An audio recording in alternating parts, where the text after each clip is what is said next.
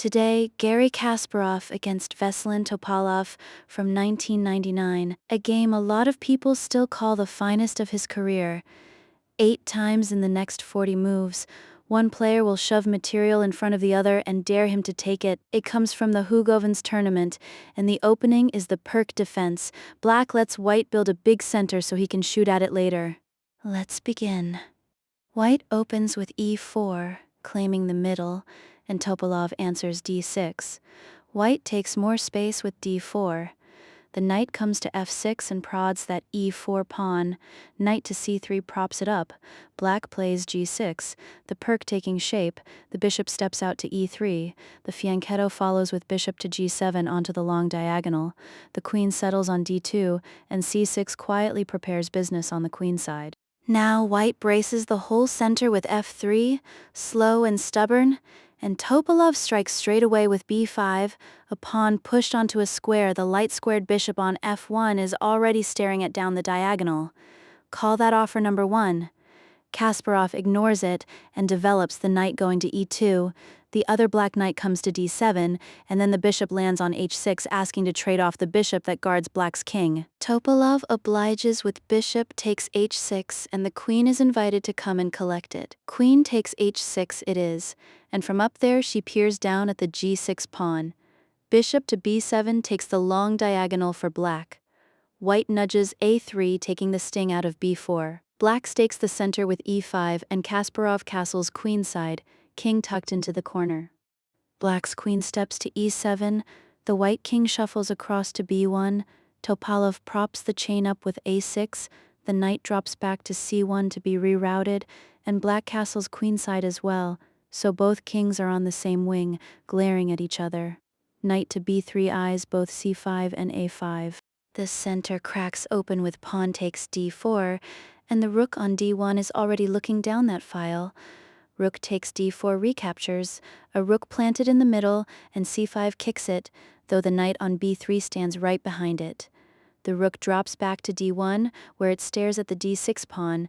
The knight comes to b6, and white prepares lines on the other flank with g3. King to b8 tidies black's corner, while the pressure on d6 quietly stays. Kasparov's knight leaps to a5, right next to black's king, so the bishop tucks back to a8, still holding that diagonal, and the other bishop swings out to h3. Then comes d5, black's central break, and for the first time it is Topalov with the marginally easier game. So how does white answer that? The queen drops back to f4 with check, catching the king on b8 and the knight on f6 on one diagonal. Black can block in 4 different ways, but each of them costs something. Instead, the king slides quietly to a7. The second rook joins on e1, both rooks now aimed at the center. Topalov pushes on with d4, poking the knight on c3, and here the game changes character. Rather than move the knight, Kasparov plants it on d5, offered to 4 separate black pieces at once, while it forks the knight on b6, the knight on f6, and the queen on e7. Topalov accepts the b6 knight taking on d5, and the pawn recaptures, pawn takes d5.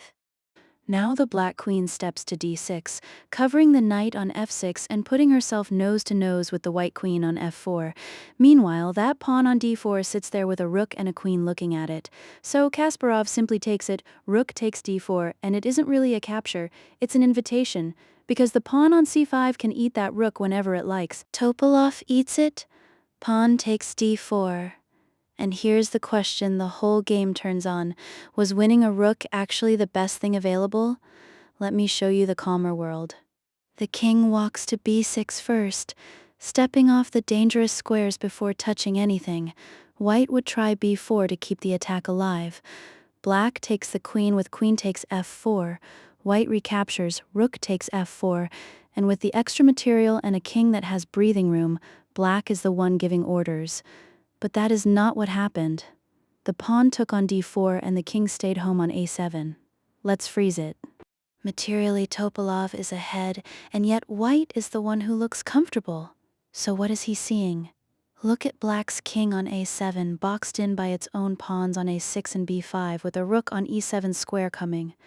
The bishop on a8 is aimed at d5, the black queen guards f6 from d6, and that d4 pawn has nobody to defend it. White has 3 pieces pointed at one corner of the board and only one way to open it. Pause here and try to find Kasparov's move.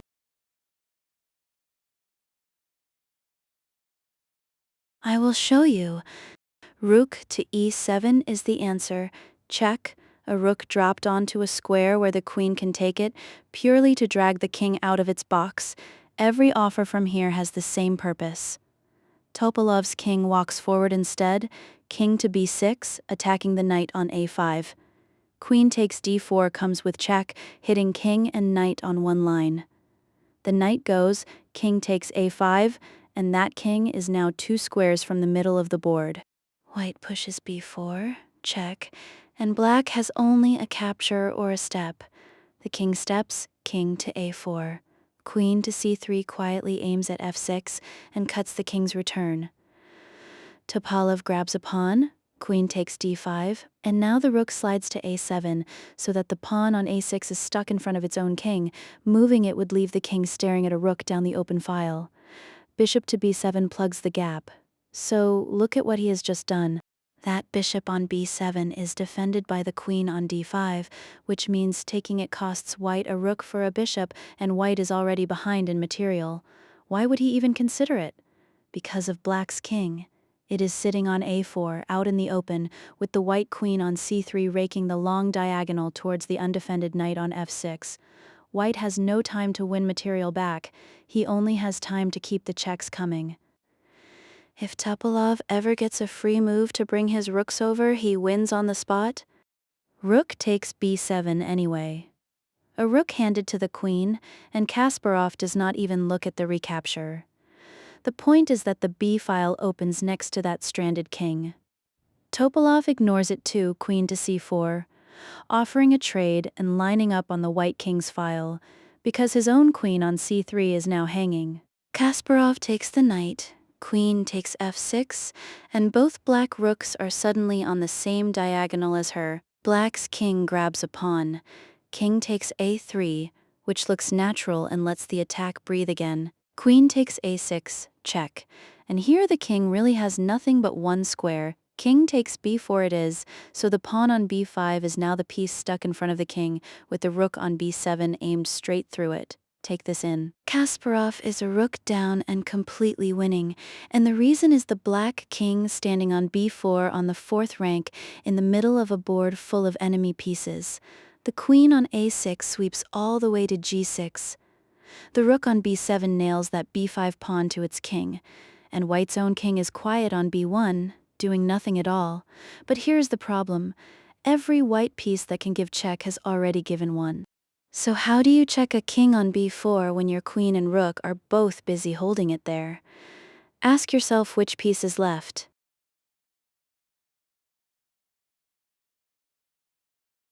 It's the pawn.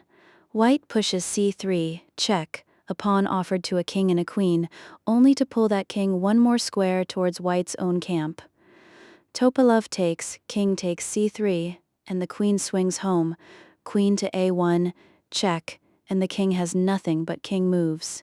The reply is king to d2, deeper still. Queen to b2 comes with check, and from that square she also stares down the long diagonal at the rook sitting on h8. Every check is doing 2 jobs now, king to d1, right beside white's own back rank. Let's pause again, because this is the strangest picture of the game. Black's king is on d1 on white's 1st rank next door to nothing. Black's queen sits on c4 well defended by the b5 pawn, and black still has 2 rooks and more material. White has a queen on b2 and a rook on b7 and one piece that has done almost nothing all game. Ask yourself which one it is and what it can possibly do from over there on h3.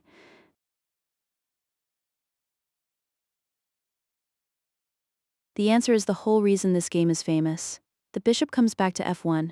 It attacks the queen on c4 and offers itself at the same time. A bishop dropped in front of an enemy queen with no defender behind it. Topalov brings a rook down instead, rook to d2, hitting the white queen on b2 and shielding his own king. It looks like the move that finally holds everything together. Does it though? Count white's problems. The bishop on f1 is hanging to the queen on c4. The queen on b2 is attacked by the rook on d2, and only the king on b1 defends her. Black's king on d1 is now hiding behind that rook. Two white pieces under fire, and Kasparov has to find something that answers both at once. Look at the d-file. Black king on d1, black rook on d2, and nothing between them and the far end of the board. That is the shape of the tactic. What would you play? Rook to d7. A third rook offer, and the idea is geometry. The black rook on d2 is now standing directly in front of its own king, so it cannot wander off. It can only take the rook that is pinning it, which it does. Rook takes d7, and the bishop on f1 has been hanging this whole time. Now bishop takes c4 collects the queen, because her only defender was that b5 pawn. Pawn takes c4 recaptures the bishop, and queen takes h8 picks off the rook the queen has been eyeing since b2. Topalov swings his last rook to d3, hunting the pawn on f3. Kasparov brings the queen back to a8 to guard the queen side, though it lets some of the grip slip. Was there something sharper? Pushing f4 was the cleaner idea, running a pawn up the board while the black king still has no shelter and nothing to attack. That is not what happened. The queen went to a8 instead. Topalov pushes his pawn to c3, hoping for a check that never quite arrives. What was the try?